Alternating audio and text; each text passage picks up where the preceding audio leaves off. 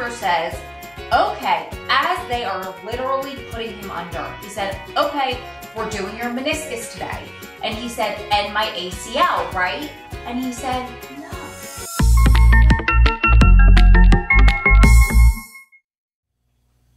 Hello, my loves. This is Ro. Welcome back to my channel. And if you're new here, I help prison wives and family members feel educated, empowered, supported, and loved, not only while their loved ones are serving time, but long after they get out. If you stick with me and use the tools and exercises that I provide to you, they will get out, they will stay out, you will live above stigma, you will beat statistics, and you will live happily ever after. I also forgot to mention I am the founder of a nonprofit organization, Strong Prison Wives and Families. Today, what I want to talk to you about is I teased you in my last video when I was talking about Adam's move to Wisconsin and how we really knew that we went from you and me to we.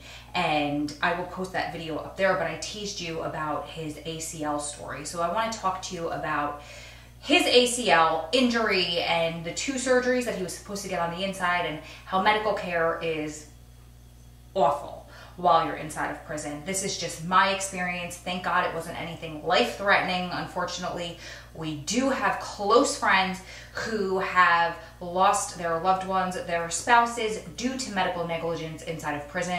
We have close friends that Adam lived with who I used to see on a weekly basis or a monthly basis at visit, perfectly healthy, 35 years old, die from ulcers because they were left to bleed out after telling staff for days that they had a problem, that they didn't feel well, that they were throwing up blood. Nobody wanted to listen, fell out right on the steps, throwing up blood.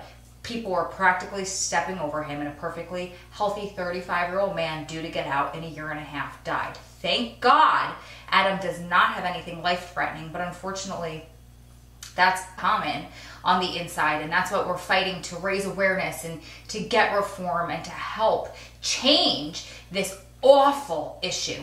But so I don't want to take anything away from the people who have lost loved ones or are really emotional and anxious every single day because their loved ones have a serious condition and they're not getting the treatment or the medication that they need or deserve. I am so sorry. We are fighting hard for you. This is just my experience this one time, and thank God it was not life-threatening. Back in about the year 2005, I believe, Adam was playing basketball like he always did. He was a very, very, very talented basketball player. He still is a very talented basketball player. He runs circles around the 20-something-year-old guys in there at 43 years old. Just very talented. He was being scouted by the NBA before he caught his first case when he was in high school. Unfortunately, he could have gone down the professional athlete road, or he could have gone down the criminal road, and there's plenty of roads in between he could have gone down, but he chose to go down that road because of issues that he will talk about when he comes home. I can't wait for him to join me on this channel and tell you guys more about his past and his experiences to help teach you. But those are stories for when he's home. During a basketball game, he tore his ACL. And for you guys that aren't aware, your ACL is a ligament that goes across your knee, and it literally holds your knee joint in place. It holds your femur bone to your tibia bone. Degree in sports medicine that I won't use. But I know all this stuff. Your femur bone, your thigh bone, and your shin bone, the tibia, sit like this inside that little area where there's nothing, where my fists don't meet. That's your knee joint. And you have a ligament here, your ACL, your anterior cruciate ligament, and then behind it is the PCL, your posterior cruciate ligament. And that anterior cruciate ligament, that's hard for me to say, the ACL holds that, it stabilizes it. So when you lose that ACL, your knee is wobbly, and it's either the most painful injury you will ever experience in your life, or you might not feel it happen. It's one extreme or the other. I've seen athletes go down and cry like little babies, and I've seen people just kind of hobble off the field. It just depends on the way that it tears. Adam had the one that was extremely painful. So within a few months, maybe a year or two, they shipped him up to Fort Devens. At that point, Fort Devens was a medical facility because in the federal system, they have designated medical facilities, and then they have levels of care. So Allenwood was just like a moderate level of care, and Fort Devens, which is up in Boston, up in Massachusetts, is more, it's a higher level of care. It's actually a designated medical facility. So he was sent there for this surgery because they didn't do surgeries down at the moderate level where he is. So he goes to Devens, and they left him there for a year and a half, and he loved it there. He said the food was amazing. They had a lot more perks back then because he was there with people who had diabetes and heart conditions and cancer and who were dying and who needed serious surgeries. So the food was good, the perks were good, and he really enjoyed his stay there.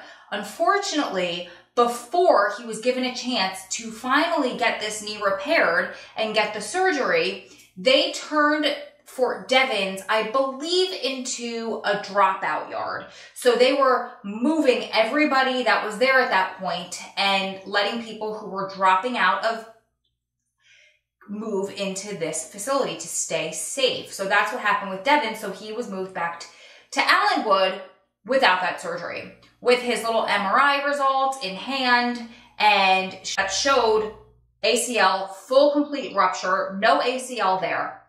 So in the meantime, he started rehabbing it on his own. He started strengthening the muscles around the knee. He started, remember, down here and up here, there's bone. This is your knee joint. And then this bone up here is your quad muscles. So if you strengthen these muscles, it's going to help keep that joint in place without the ACL. He did a ton of rehab. He did a ton of research on how to rehab.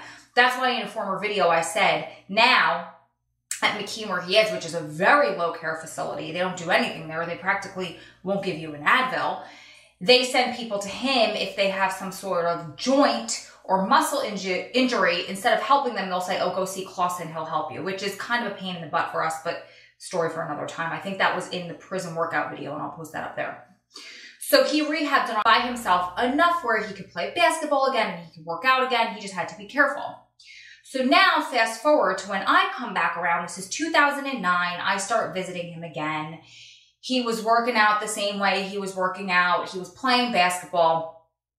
One day he's in the gym playing his usual basketball game on Thursdays, and he goes down. He said he felt this huge pop in the same knee and he went down.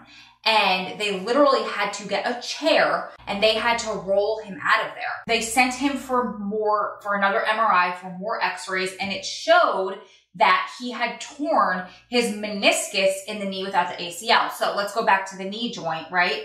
In here, you have the ACL that goes across, the PCL that goes across behind it. I wish I had something to do this. Okay, so let's say that this pop socket is your knee joint.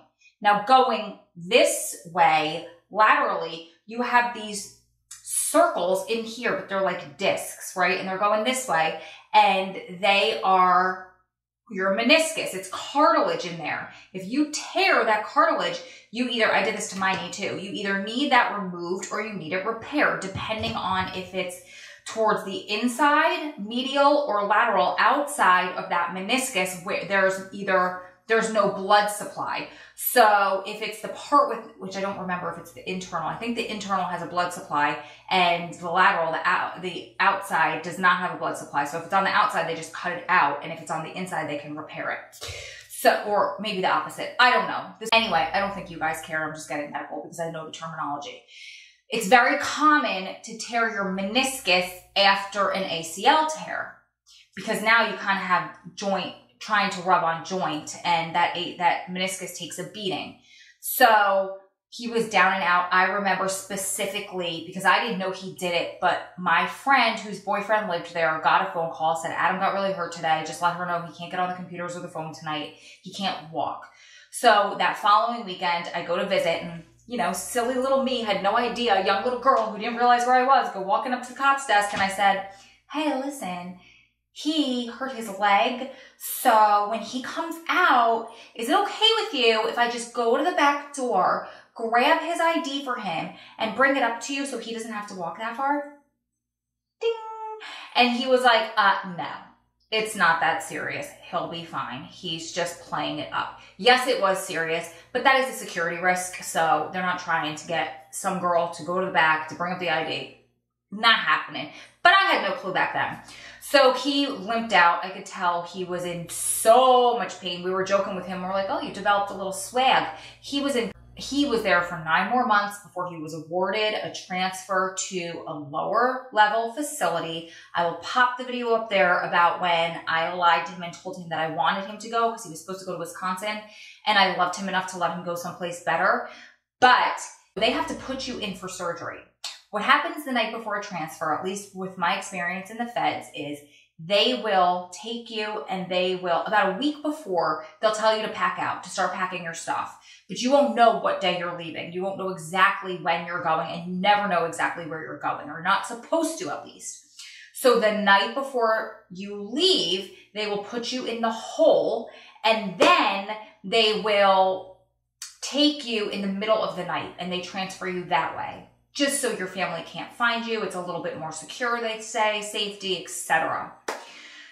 So the day that his surgery was scheduled was the exact day that he was put in the hole to transfer. It was just the worst timing on earth. It happened. So when he got to McKean, they put him in for surgery again. Within about a month, he was granted the opportunity to go get surgery on his knee to fix the ACL and that torn meniscus. They take him out, belly chain, shackles, cuffs, you name it. They take him through town.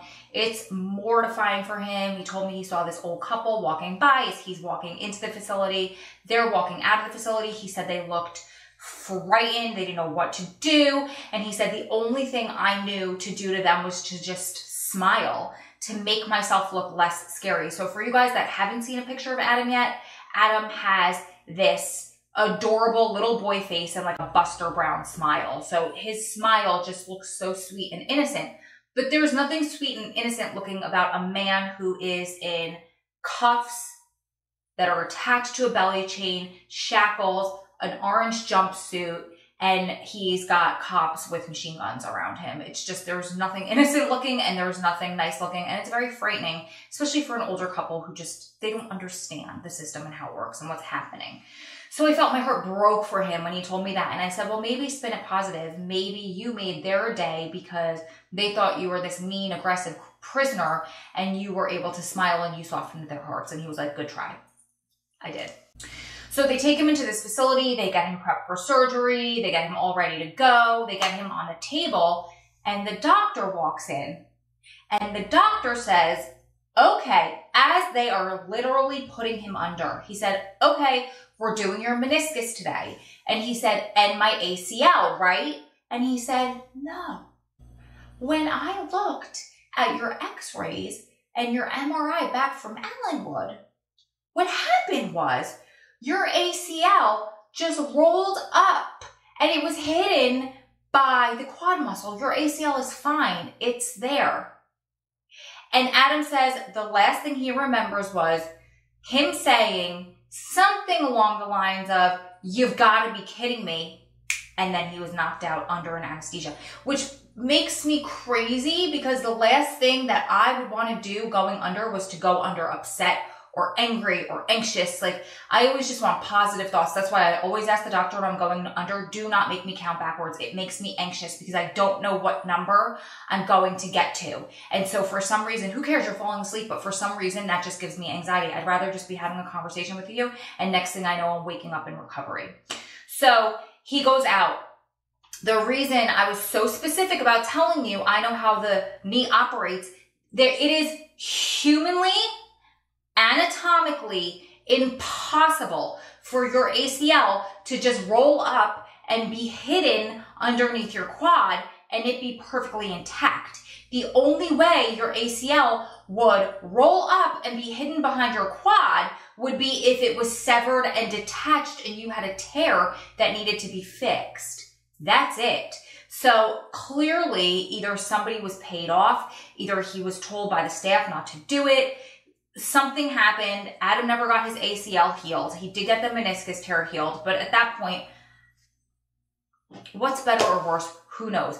Thankfully, he's rehabbed his knee enough where he can run, he can jump, he can play. It'll swell up on him every once in a while, but for the most part, it's better. But he's told me he's got a list, a checklist of things he wants to do first when he gets out, and the knee is at the top of his list, right up there with getting his teeth fixed, because for some reason he is so self-conscious of his beautiful smile. But that's it. That is the story about his ACL. That is the unfortunate situation that happened with him. And I think that is, again, more common than it's not. I think the fact that he even got on the operating table was a miracle, but I just harbored a lot of guilt, because if he didn't change his moving to stay in this region and he got that worked out quickly and he stayed because of me, because I didn't want him to go to Wisconsin, he technically could have had this knee fixed. But you got to let it go, because life happens the way it's supposed to happen, and it is what it is. Maybe he just needs to get it done when he's home on the outside the right way, by not somebody who's being paid off by the government or has an issue with working on inmates or something along those lines. So we're grateful for it, and we will get it done as soon as we humanly possibly can get it done. Keep staying strong, keep loving strong, keep supporting one another through this journey, because you're one day closer to it all being behind you. But in the meantime, I'd love to know in the comments below your experience with anything medical inside of prison, because I know that there is so much neglect. There is so much malpractice going on in there. It's actually disgusting, and it makes me so angry I could seethe, because it is just uncalled for, and there is no reason that these people are not treated like human beings. They're treated worse than animals. We treat our animals like kings and queens in the United States, but we treat our prisoners worse than we would a cockroach. So I'd love to know your experience. I love you guys. I will see you in the next one.